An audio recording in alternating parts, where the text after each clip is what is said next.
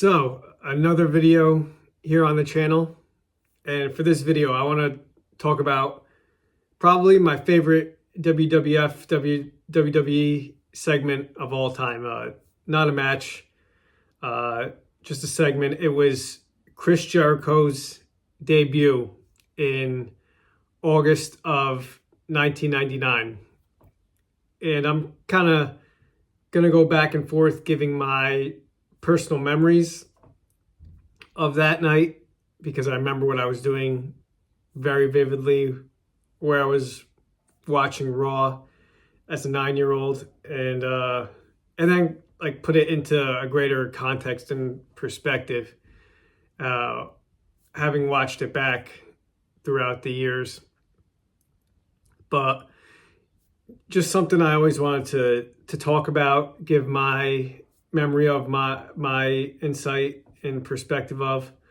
I'll talk about what I was doing that night, because I just remember this very vividly. I remember for some reason it was hot summer August night. Me and my family, we were having a sleepover at my grandma's. We were watching Raw there.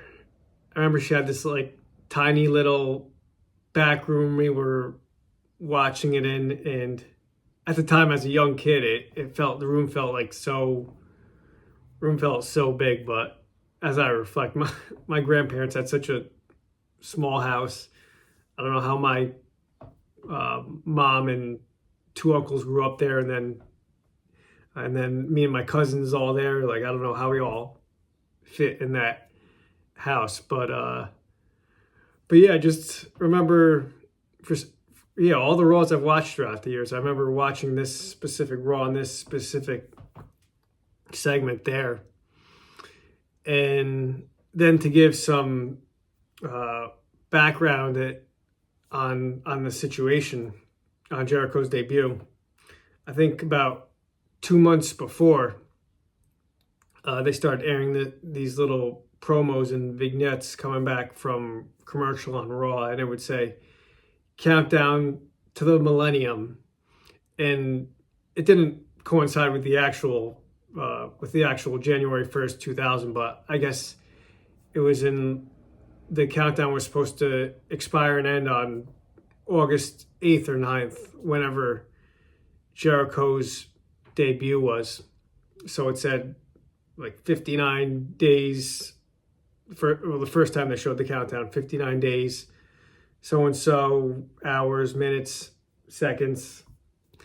And I remember as a kid, like being like really interested my interest was very piqued, very inquisitive about what could this possibly mean. And I think WWF did a great job back then, whether it was like surprise promos or guys they're actually showing of really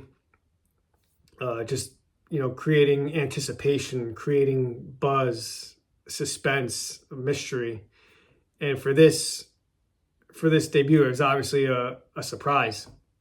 So a lot of mystery, how they would keep airing these vignettes week after week. And as I reflect, now that I think about it, I'm pretty sure JR on commentary, I'm sure he plugged it too, like teased it, saying, "Oh, wonder what this could possibly be, or what this could mean." And I guess my personal memories too, I was kind of scared of, even though this was happening, like the countdown was happening in June, July, I was still like anxious about the upcoming millennium, thinking the world's going to end, or computers are going to shut down, or something. There's going to be an apocalypse. And I guess, but they were more promoting it in a wrestling sense. But I thought it was interesting if there's maybe like a tie in there. So there was kind of fear on my part, but also a lot of anticipation and suspense going. And I think now that I reflect, I think Jericho might have been under contract with WCW. And so maybe that's why they had to make the debut a surprise, because he might not have been able to perform until August. But those are just my memories. I thought the countdown was great, and this was very common back then because WCW was still, they were well, 99 they were still kind of big, but I mean WWF had surpassed them. I think had reclaimed supremacy in the Monday Night Wars, but there was a lot of jumping ship back then between guys going to WWF or guys going to WCW. But yeah, just a lot of suspense going into it. And then fast forward that night, like I said, it was August 8th or 9th, All-State Arena in Chicago, which has housed and hosted many pay-per-views, Raws, memorable moments in WWF and WWE. And the segment starts with The Rock in the ring. And meanwhile, Rock is the hottest guy in the company at this point, the biggest thing going, and he's cutting a promo, talking trash about the Big Show.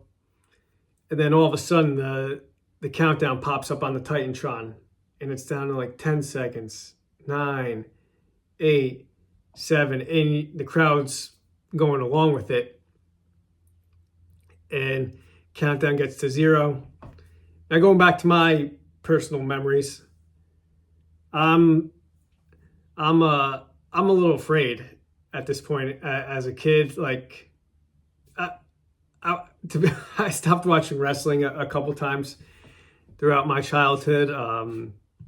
Most infamously, and it's like funny to reference with my family, but I stopped watching when Goldust, when he had his vignettes. His were actually like, yeah, you actually saw him and he was talking about himself and his character. His vignettes scared the crap out of me. The way his wig, the face paint. I stopped watching wrestling for like a year and a half because of him. I don't know, it's just something I find funny, like to reference and bring up. I stopped watching when Kane debuted too, even though his debut was awesome and so memorable, but he kind of scared me. He was so demonic looking. Although I was a little older, I stopped watching. Not as long as the Goldust hiatus, but a couple months. But I would just get scared at the unknown, and this was like unknown what was going on with the millennium. Again, this was before social media too, before the internet was still in its infancy. It was so much easier to keep secrets. No camera phones, obviously. So I'm sure a couple people knew, like hardcore wrestling internet people, but I'd say for the most part, it was a good secret. I think people maybe older than me probably didn't even know. But yeah, the countdown, going back to that night, countdown hits 0, and all of a sudden a flashing assortment of lights starts flashing throughout the arena, and the lights go out. And then, like I said, like I get scared. I was a little nervous, and I would always get scared when the lights went out, except when the Undertaker's entrance would hit, because you knew that was a part of it. But if it was a surprise, I would get a little scared. And then fireworks burst on the stage, and you're just like, what the F? And then all of a sudden you start to hear music and the riffs of a rock song starting, and then you hear just the drop, the break the walls down, and you see Jericho, the name shown across the Titantron, and then you see Jericho, and he does his Michael Jackson pose with his back to the crowd, just gets a huge pop, huge reception from the All-State Arena crowd, and is like a 20-second 20-second gap where just he's taking it in, like observing the crowd. And I thought the director did a great job really cutting to The Rock too. And The Rock has just this biggest scowl on his face. Like, how dare you interrupt me, someone making your debut. I'm the biggest guy in the company. And The Rock, I mean, one of the parts I loved about him was he never smiled. He never showed emotion, even when good things were happening. So imagine how pissed he's going to be when I'm sure he perceives something negative is happening and him getting interrupted. But then Jericho starts his monologue. And then I'll preface too, the whole Countdown Millennium thing was tied to, after reading Jericho's autobiography, which I'll reference later, but Jericho wanted to bill himself as the superstar to take the WWF into the next millennium. So that was the background with the countdown. But Jericho begins his monologue, and I thought he was so funny. All his strengths, his charisma was on display, even though he's coming in as the bad guy. But he starts like talking trash about the company. Well, and then first of all, he has his infamous catchphrase, "Welcome to Raw is Jericho." And then he just starts talking trash about the company, saying, what once was a captivating, trend-setting, trailblazing program has become, let's be honest, a snore fest.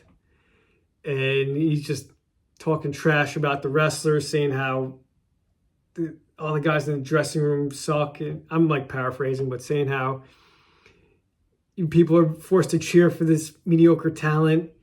You people have been led to believe mediocrity is excellence. Jericho is excellence. And meanwhile, he's getting so much heat, getting booed. And this is one of my favorite parts. And this is just so good on his part. So like reading the room, like he's getting booed the crap out of him. He's getting booed like crazy, and he goes, "Thank you, thank you."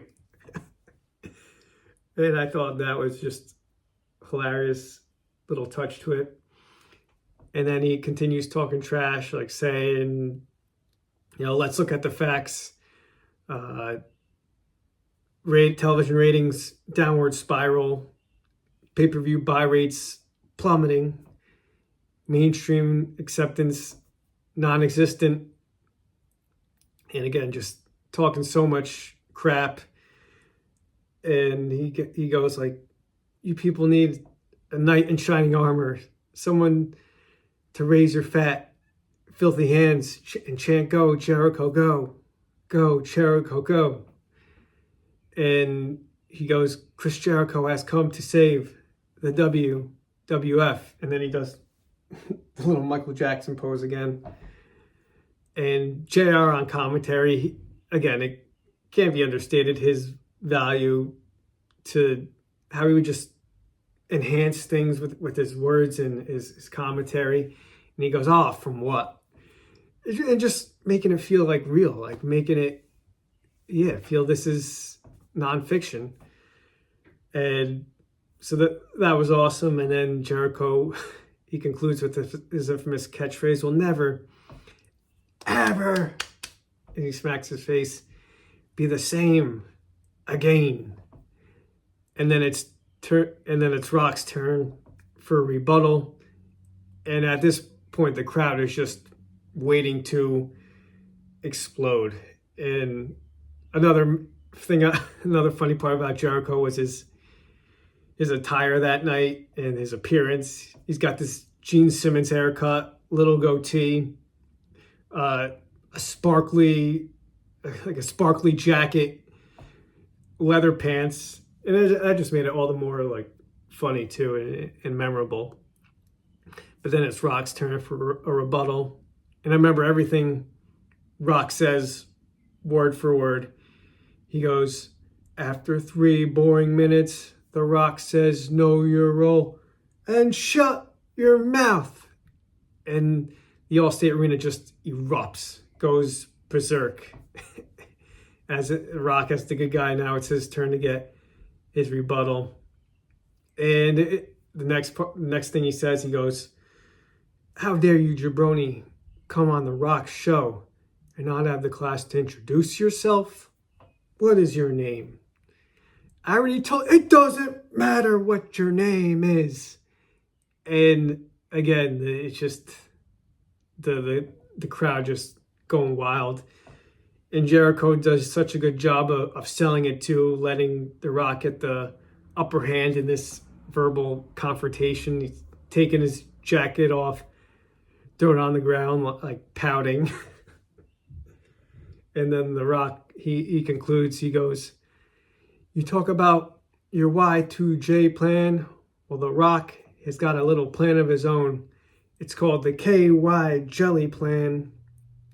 And then on commentary, just another just great compliment to it, or just to add to it. King says to Jerry, he's like, Jerry, you know what that is, right? And Jerry goes, yeah. And again, just a great little compliment. But The Rock says, what The Rock's going to do is take a size 14 boot, lube it up real nice, turn that sumbee sideways, and stick it straight up your candy ass. And it's reached a crescendo at this point. The crowd is just going bonkers. And Jericho's selling it, and The Rock concludes, if you smell what The Rock is cooking. And Rock's music hits. And this is the best part. Jericho makes this like pouty face at the end, like a 3-year-old put in timeout. He just goes like he's gonna explode. And I thought that was so funny. And Jericho actually read his autobiography to hear his perspective on this, and he said he highly regretted doing that like little pouty face because he said it made him look weak. But I thought the opposite. I thought it was so funny and just a great way to end the interaction. But I thought that was just just such a memorable segment and confrontation. And like I said, it's on YouTube, and it's something I always wanted to give my insight and perspective on. And if you see this, love to hear commentary, feedback in any form. If you watched, I appreciate it. But this was fun, and look forward to the next one.